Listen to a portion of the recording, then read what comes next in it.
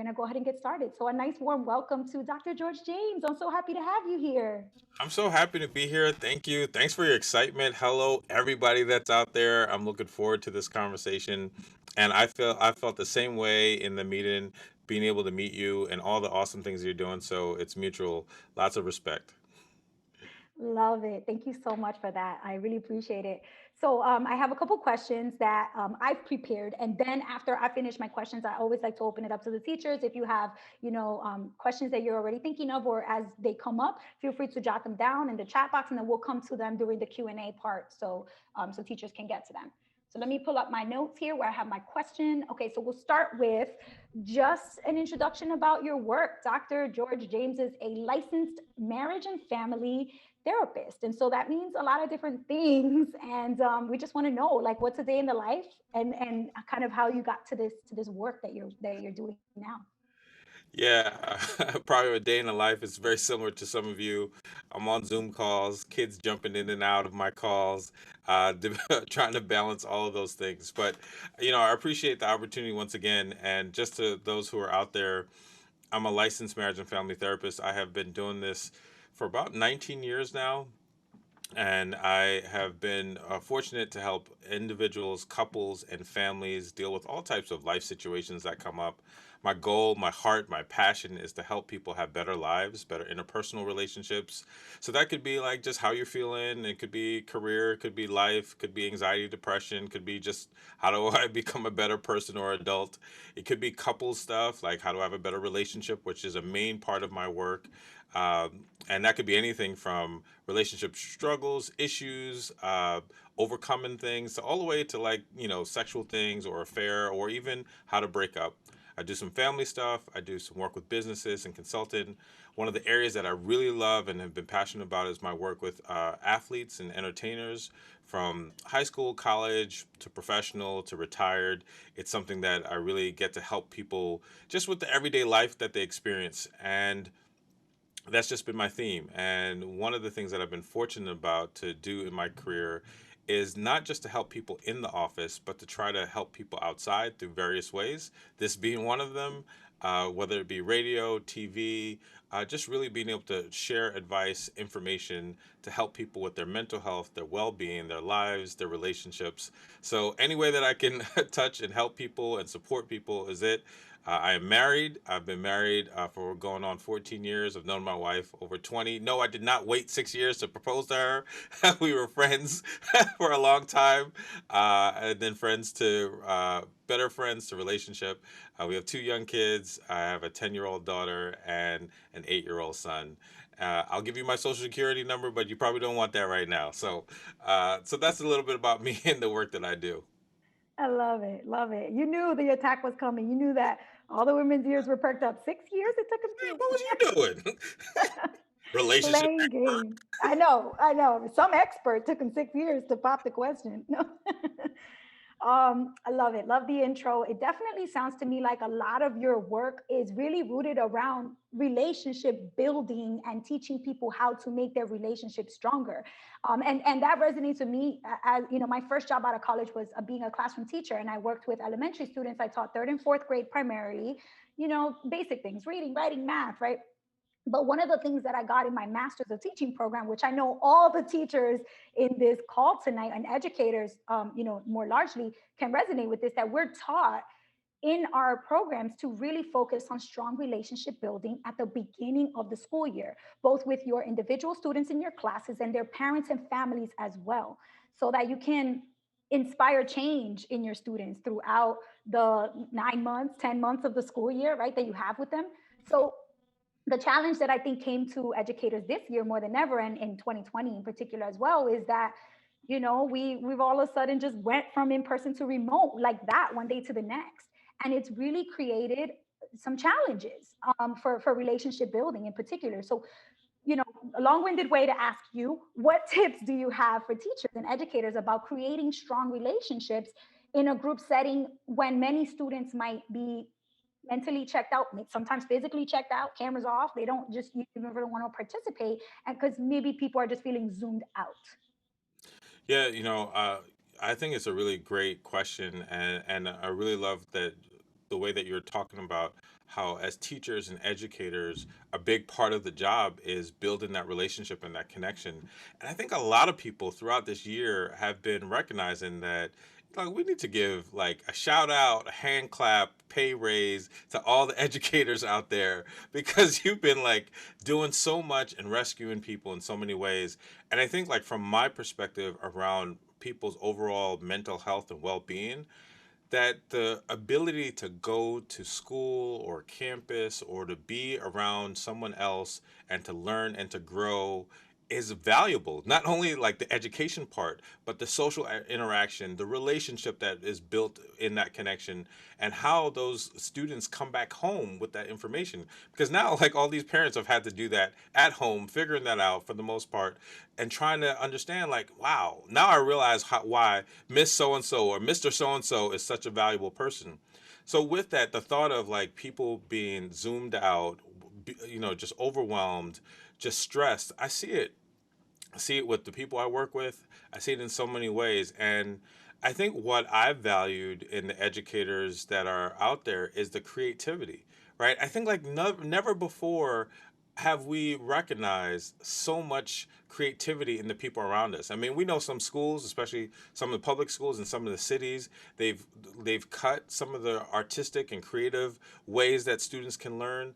But what I love about educators is that they're always thinking about something new and in a different way. And I think that's the way to connect and to build those relationships, right? You might see somebody turn off their camera, you might have a good and how do you engage them? You might think of a new activity. You might even just say do a one-on-one. I was just talking to a college student who said the freshman year, his second semesters went everything last year, and then in his second year was all through COVID, and it was tough. And the fall semester was hard for him, and I think he realized that the virtual learning didn't work for him. And in terms of like what can an educator do is how do you connect with him? How do you connect with his family? How do you create opportunities? How do you create one-on-ones? And so that would be just my push, my encouragement is to continue to lean into your creativity. Those ideas you have, those thoughts you have, those activities you have. Look, if nobody's telling you, I'm telling you, they're great. And those are the things that the students really remember.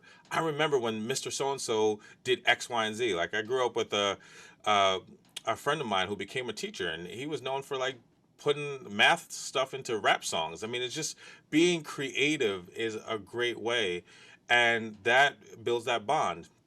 Last thing I'll say is that what I recognize also is that there's some things that students will tell a teacher that they won't tell their own family members. They won't tell their siblings, and so there's a bond and a trust there. And I think that it's just so valuable that some students, whether they don't have food to eat, or whether they're something going on at home, or whether they're just overwhelmed and they don't feel smart, they disclose these things to you as educators, and that relationship is so precious. And your ability to be there, to be their mini therapist, to be their encourager is huge. So I would also say don't don't dismiss how important that is, that relationship and that bond. I love that point. And I think it goes both ways too, because, I have a lot of friends that are teachers, being that I was a teacher before, and a lot of them say that they would tell their students things that they might not tell their family, their own kids, just because it's like this, it's a great bond because you're not their mom, you're not their dad. So there is this like a different type of relationship that doesn't have to be paternal or maternal, but you're still this mentor, this role model. So it still has to be positively framed, so you Yeah, have wiggle room in how you can connect them on the types of stories that you tell them, the mistakes that you made. You'll be willing to open up and use those mistakes and those experiences as inspiration for them to say, oh, well, if Miss Espinal made all these mistakes and and she's okay, like, that vulnerability allows them to feel related, that it's relatable. agreed. Love that. Okay, so one of the things that you mentioned was that you work a lot with couples that have a lot of relationships in their, a lot of issues in their relationship. And recently, we had Valentine's Day that just passed. And one of the things that I do in my role is I create these current events series called FinCap Friday for the students. So there's like a quiz, and then there's a video, and then the students have to talk about the issue.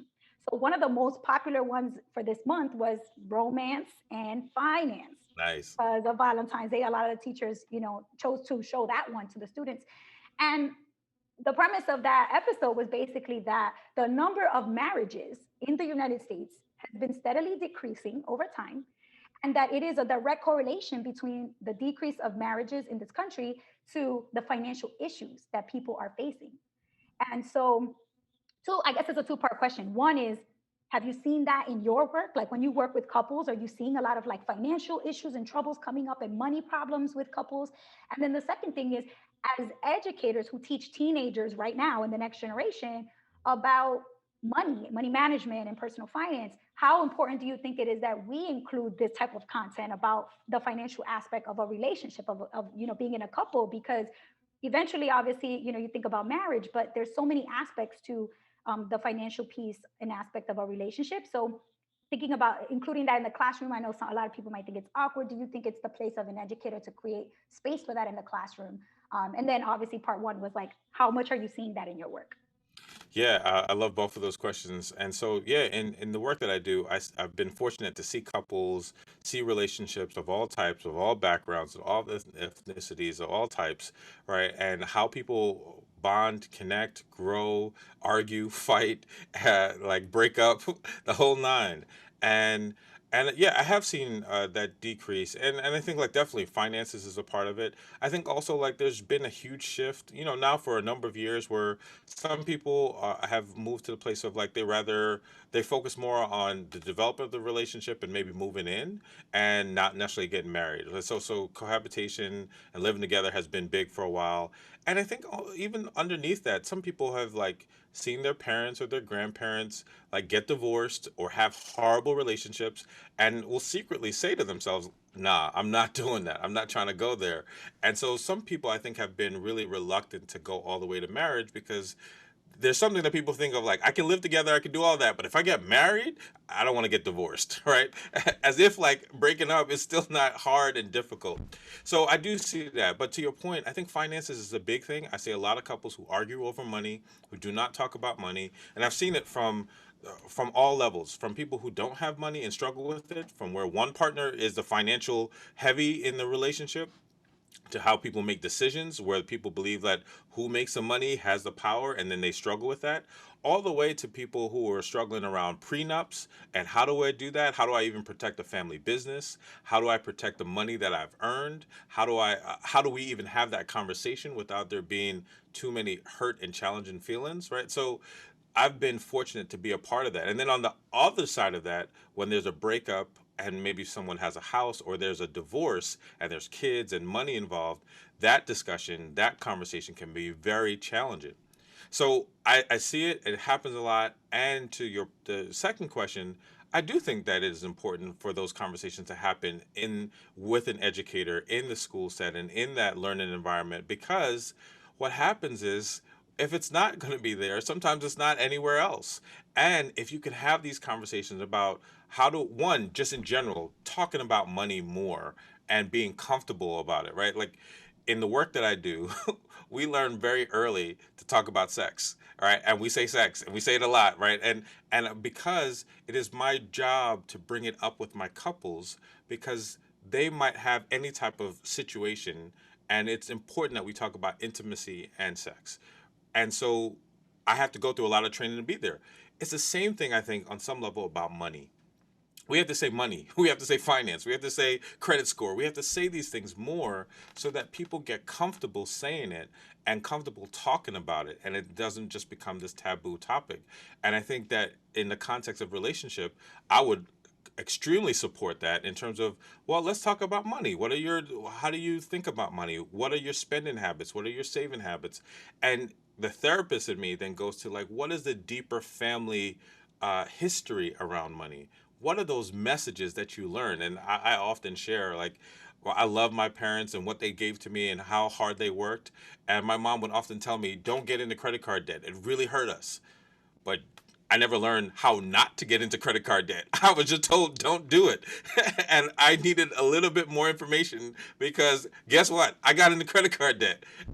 And so, I think that my parents did the best that they could and they gave me the best that they could.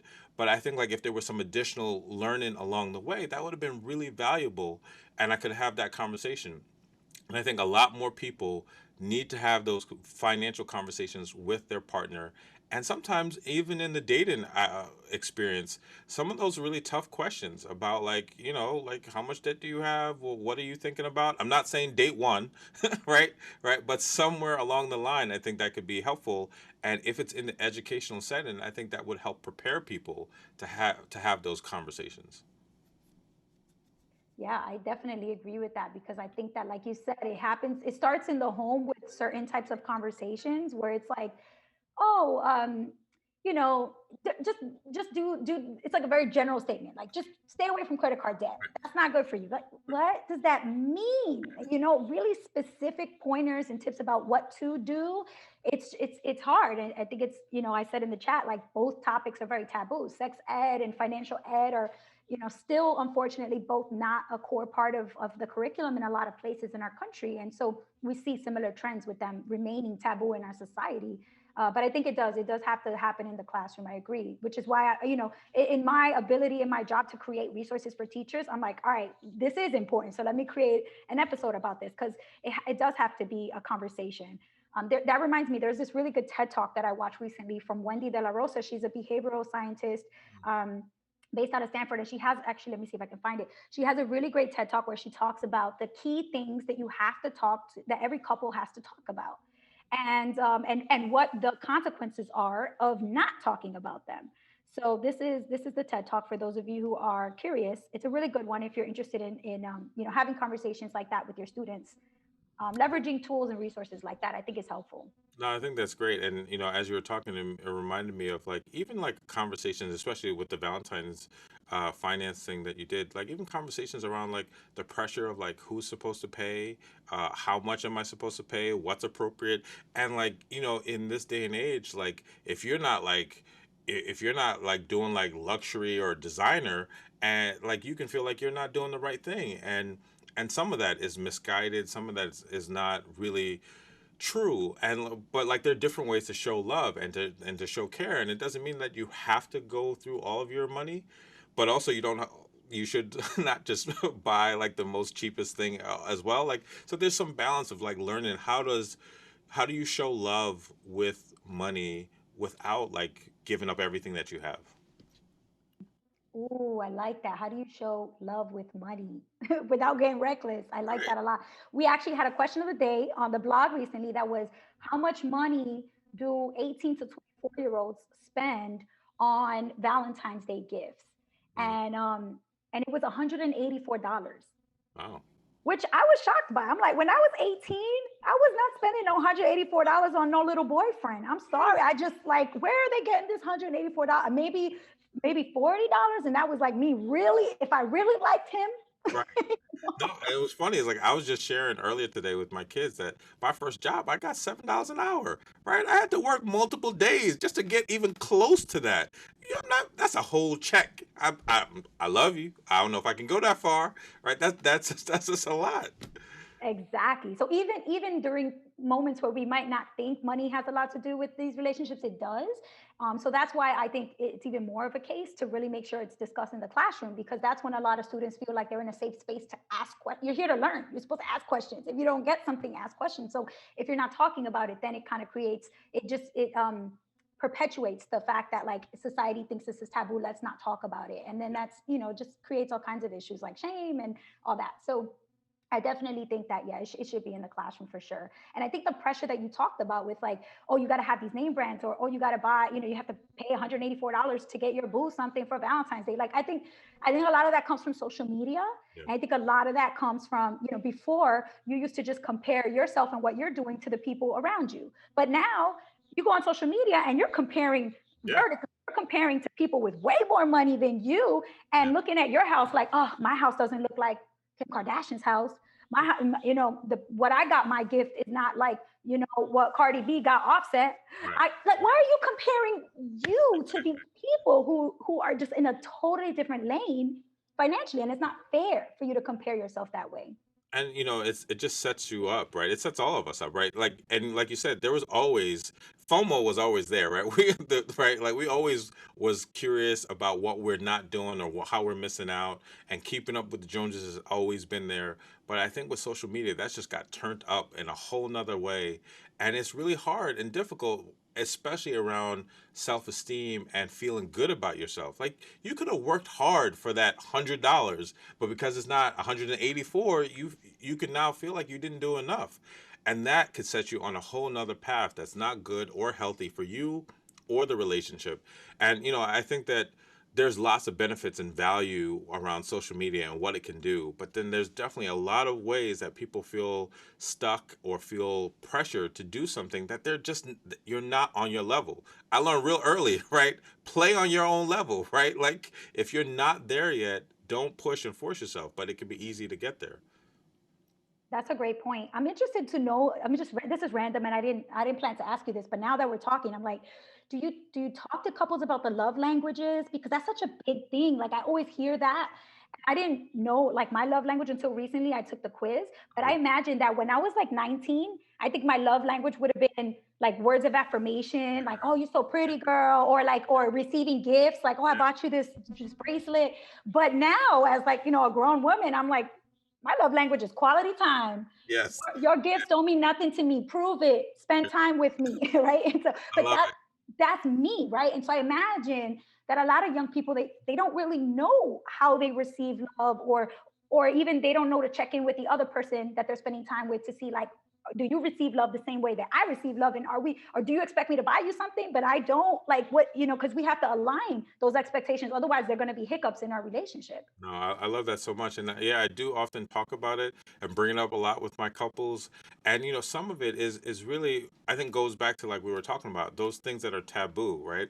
Talking about sex, talking about money, and even talking about love and relationships, right? It's not something that we often do and share, but it's all around us. We know, like, when two people got to get together and hanging out, and even in families, right? It's not something they talk about. And so the love languages quiz is good for parents and adults, right? They have made versions of that for kids and for teens.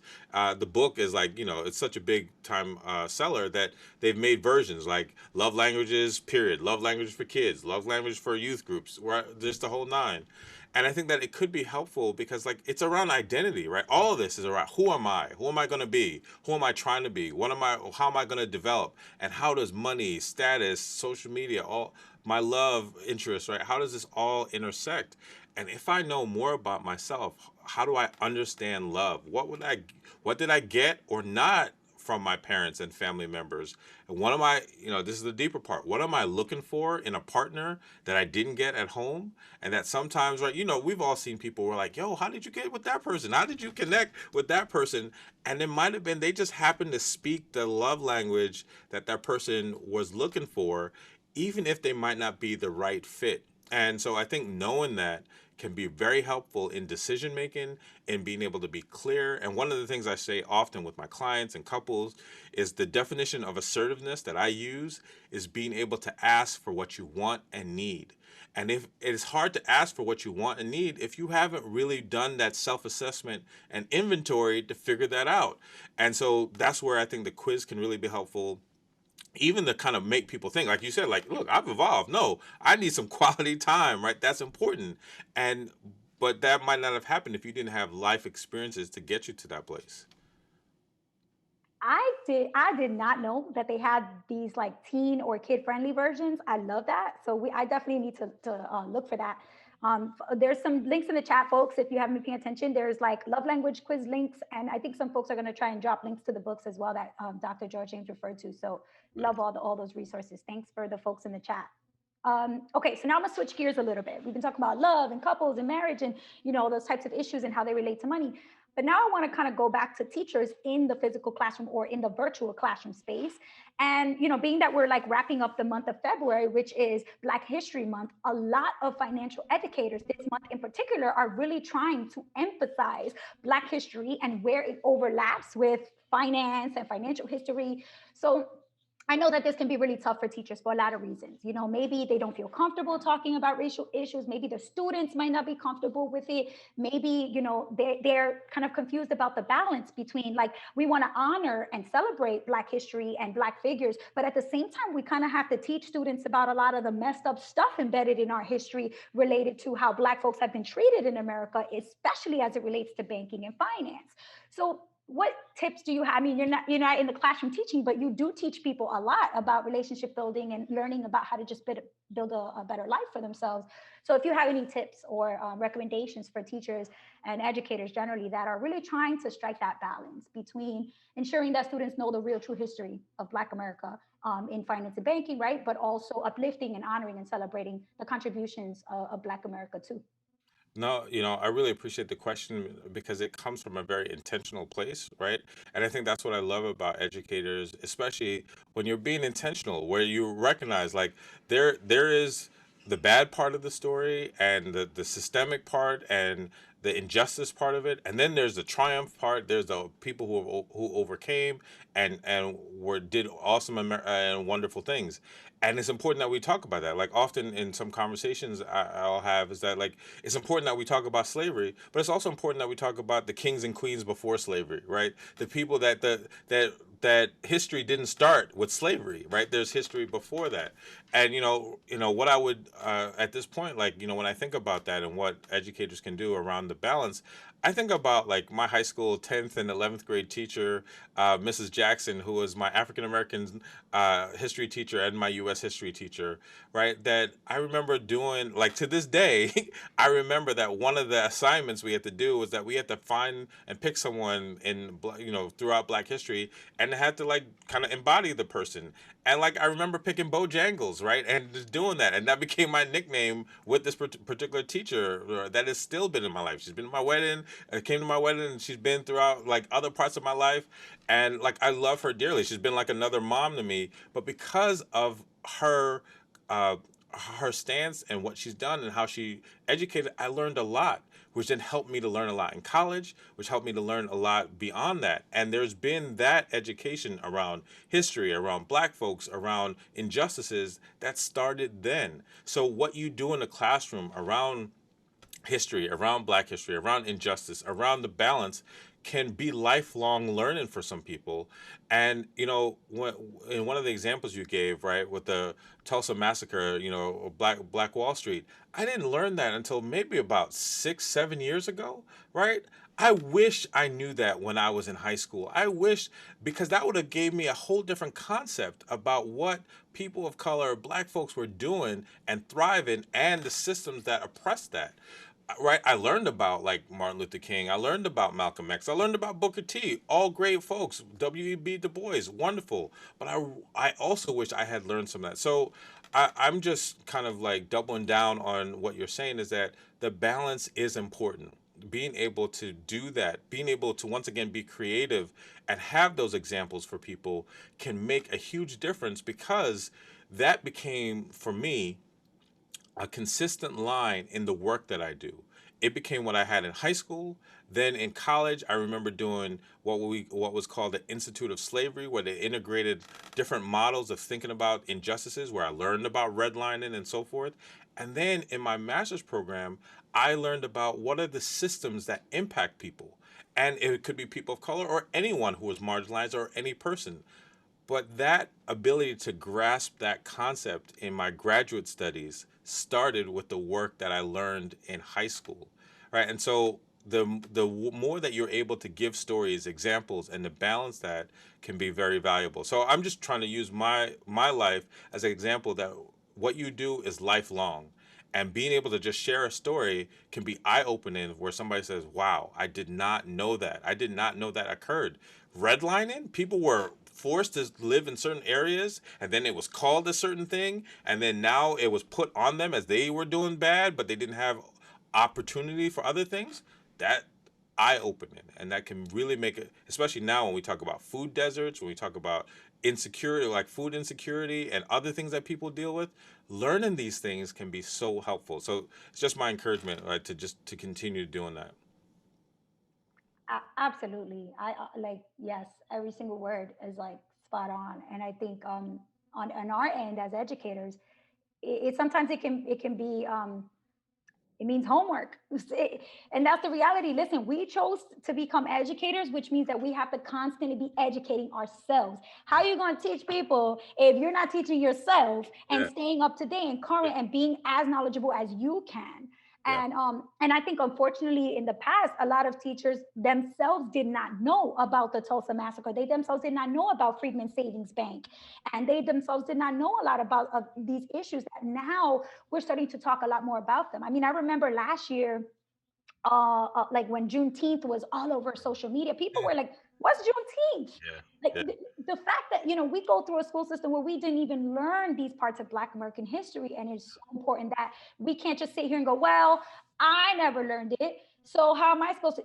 right. Teach it to yourself. Listen, I taught myself personal finance. I was a mess with money. Nice. I had credit card debt. I didn't know what my interest rates were. I could have sat there and said, the bank trapped me. The credit Mhm. card company didn't teach. My teachers didn't teach me. But instead, I picked up a Susie Orman book. I Nice. started reading, right? And I taught Yeah, myself. And we have to do that with Black history as well. And not just Black history, but the Black exactly. present. Yes. There's so many incredible Black figures. And I mean, yourself, Dr. George James, like, hello. Like, I was like, listen, I have to find ways to bring more Black leaders and successful Black figures, because I saw a teacher put on our Facebook group, Finland Fanatics, recently, that for Black students in the classroom, they feel like you can't be what you don't see. Yeah, yeah. And that I had never heard that. I said, listen, that is so true. So we have to be, representation matters. No, huge. And I really appreciate that. And it's something that's been important for me, like, being able to see, and there have been people that don't look like me that have been willing to stand in the gap,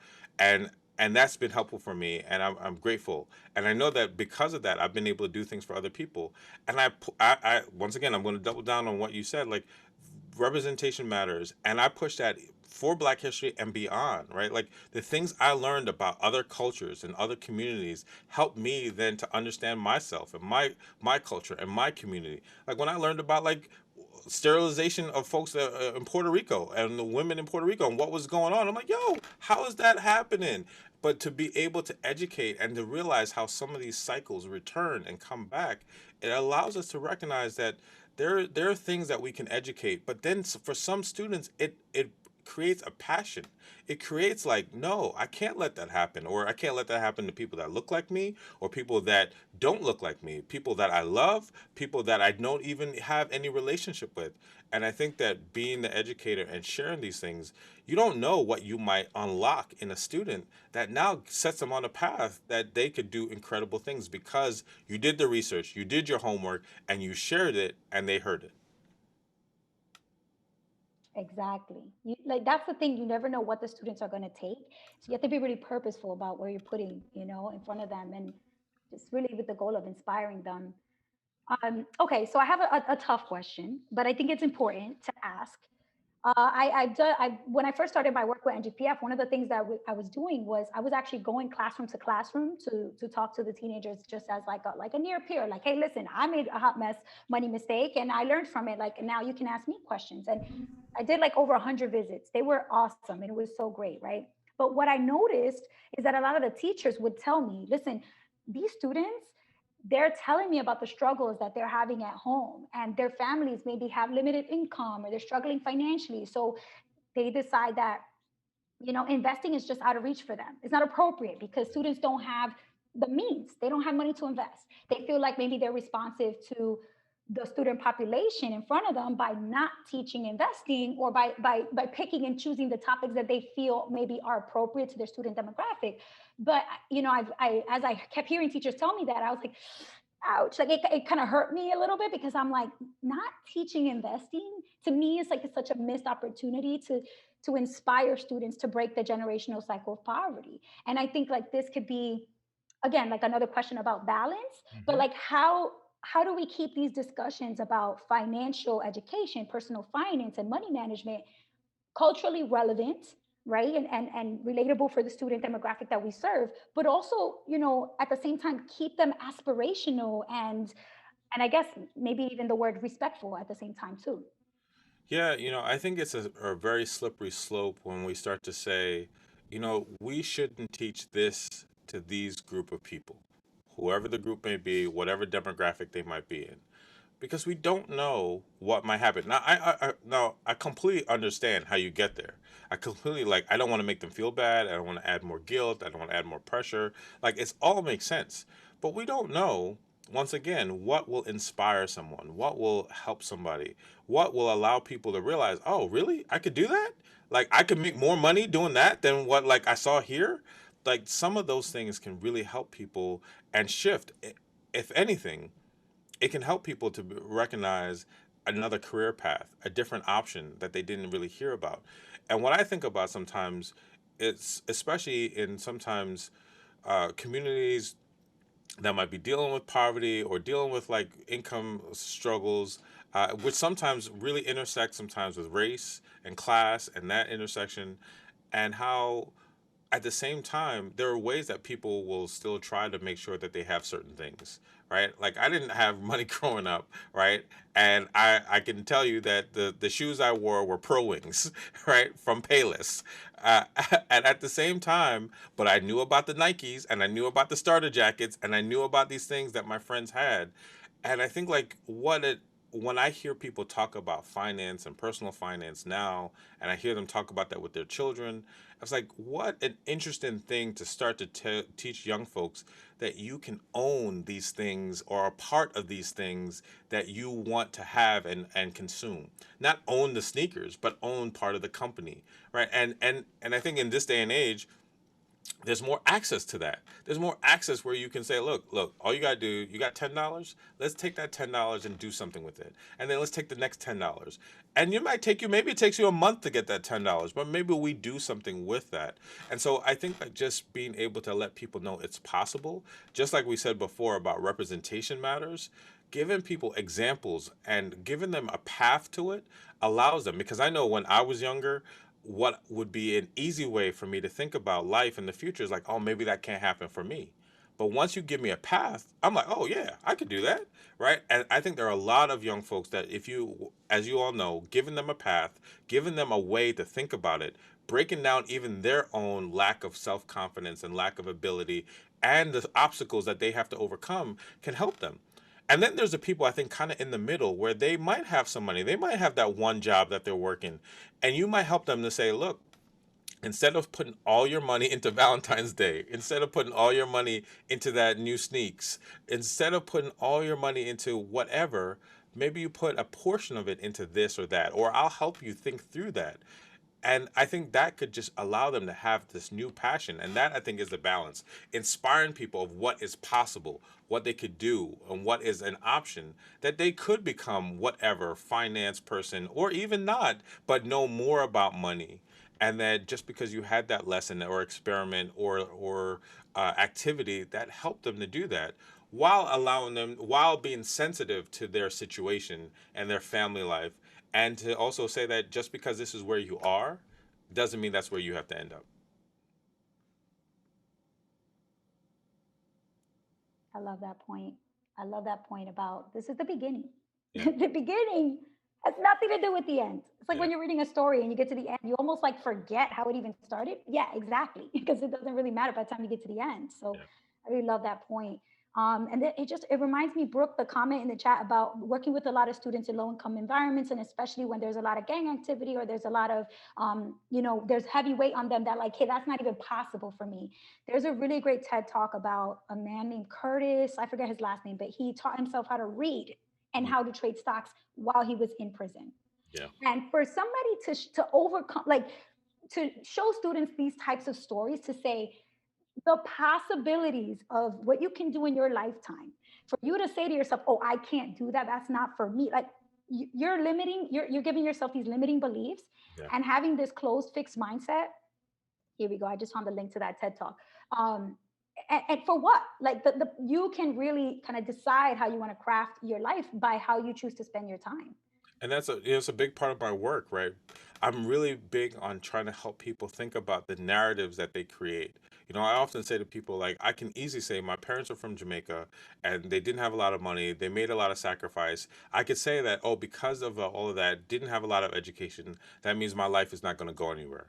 Or I could say, because of all those things, they sacrificed, they worked hard, they had great faith, and that has set me up to be able to do anything. I might not have all the things, but it set me up in a good way. Those two things, same data points, same facts, but the story we create can shift what we do. And I think a lot of it is, how do we help young folks, students, to create a different narrative for themselves? Your situation, yes, is significant and can shape your life, but it doesn't mean it has to be. And that here's some things to think about. And to your point, like, yeah, I've been fortunate to meet some folks who were locked up or did whatever, but also got a degree, multiple degrees, started a business, and now the way they think about life is so free and so without limits, that I'm like, I wish more people thought like that, operated like that, because that could make a difference. Definitely, a huge difference. A huge. It starts with your mindset, Yeah. and then it reflects in how you handle yourself and the way you spend your time and your behaviors. Definitely. Okay, so I see teachers saying, "Oh my goodness, there's so much good stuff in the chat." I'm going to save the chat and I'm going to follow up with everybody here today with an email with the document that has all the links from the chat box, so that if you want to come back and get these resources, you can. And I'll also share Dr. James' website and his TED Talk, which I haven't even mentioned, but y'all watch his TED Talk. It's only like 15 minutes and it's really great about the befores, you call them. Maybe tell us a little bit about the concept of the befores and how to really build a strong foundation for a relationship before, even getting to a conflict. Yeah, I appreciate that. I was fortunate to do actually one. I'll call them one and a half TED Talks. I did one on my own, and I did another one with my wife. And the one that you're talking about, is just talking about the power of relationships and really thinking about, here are these things that can be building blocks, right? Like, being able to communicate, being able to be open and vulnerable, right? Being able to just take some of these chances in the connections and relationships that we have. And in doing that, I just fully believe from my experience and my work that doing that really helps people to get to a better place. And then the second one that I was fortunate to do is with my wife, where we just talked about the lessons we learned being caregivers to my two parents who had dementia, and what it meant to be in that situation in our 30s with young kids, taking care of our parents while getting doctorate degrees and the whole nine. And just, for us, our faith and our work ethic and overall knowing about love really helped us to be able to share that story. That's amazing. I love that, like, everything that you've been talking about, you keep rooting it in the language of talking about love and infusing love in everything. That's it. Really, like, it talks a lot about the philosophy. I think it speaks to the philosophy of your work, which I really appreciate. Okay, everybody, so I'm going to switch gears in like a minute here and open it up to Q&A. So if you have questions for Dr. James, put them in the chat box. And one day I'm just going to call you George, but we're not there I'm yet. I don't about want to to be say, you could have disrespectful. called me George a I long don't want time to be ago. disrespectful. No, look, we good. All right, so It's the y'all other can people on that other call that gotta call me Dr. James. You call me George. Oh man, I can't wait to brag about that. We on a first name basis. We've been on first name basis. Love it. I love it. All right, y'all. If you have questions for George, put them in the chat box.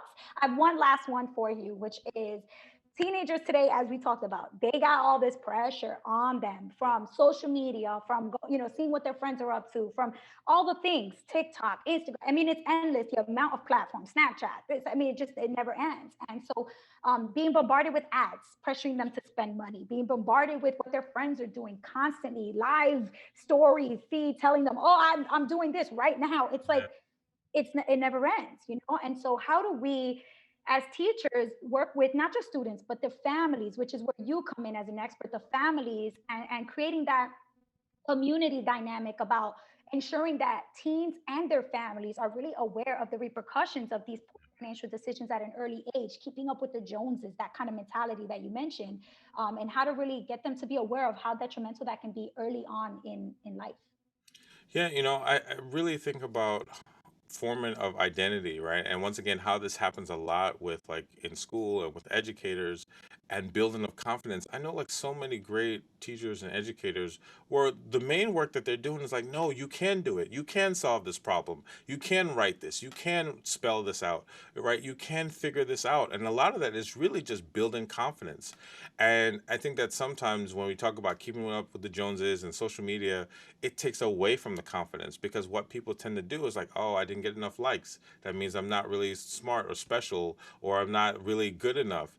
And that's not it. And I think that I really think about value based kind of learning, right? Being able to help people know about who they are, their character. And that also goes back to the families. Like, how are you reinforcing these messages? How are you sharing this to your son or daughter? How are you then enabling them to know that they are good, regardless of what happens on social media, regardless of how much money they might have or how much money you might have? Because a lot of times, students start to think about themselves based off of what they've heard in their own families. And then as educators, you're trying to combat that and trying to help them not get stuck in that way. And so a lot of it is reinforcing values, reinforcing confidence, and helping them build who they are in their identity. And that it is not just about followers and likes and retweets and so forth. That yes, that can be good and nice and can be helpful, but that is not all of who you are. And it's hard to really kind of combat that because it's a really powerful force. But if people can get there, I think that that allows people to know, like, you know what, I'm good and I could do a lot more than just this post. Yes, I love that. A great way to do that too is to show them examples of real people similar to their age, maybe like near peers or young, that have already gotten to that point where they're like, I don't care about that. And they're still successful, amazing humans, doing things like so that they can see that there are other ways to present yourself and not just concern your whole identity with social status. Yeah. Yeah. I love that. Agreed. All right, y'all. Some amazing questions in the chat box. Kay Dumas, first up, what should be put in place for next year to help our kids transition back to school? Yeah, I think there's going to be a few different things, from just the mental health aspect. I think there's going to be some kids dealing with some social anxiety, right? Like, as much as they don't want to be home, now they've been home, and what does it mean to get back out? I think, like, it's also going to be about, like, what is safe and how do I kind of figure out trust and, like, masks, washing hands, all that stuff that is important and necessary, but also helping them with that. I think there's also going to be, unfortunately, like a huge regression, right, of what people really retained and held on to, and finding creative, healthy ways to get them back on board. And I think overall, like just being patient, patient with yourself, patient with them, patient with the process, and allowing it to just kind of come as the time goes on, because it's probably going to be a little bit rocky and challenging.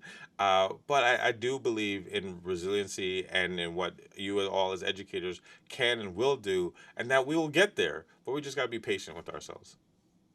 Yes, absolutely. Patience. Patience is key. And if anything we learned from 2020, what 2020 taught us was patience, right? We can't Yeah. try to rush anything. Slow No. down. just sit down, fall back Literally, somewhere, just literally relax. pause your life, literally. Yes. All right. What about top three financial conversations that we must have with high school students? Yeah, all right. So I would say one, what we talked about earlier about being able to understand your values around money. Like where did you learn about money? Like, and what have you learned about money? Two, like the difference between like how emotions, at least from my perspective, connect with your spending habits, right? Like, I'm feeling bad today, I'm gonna go retail therapy, as people would say to me, right?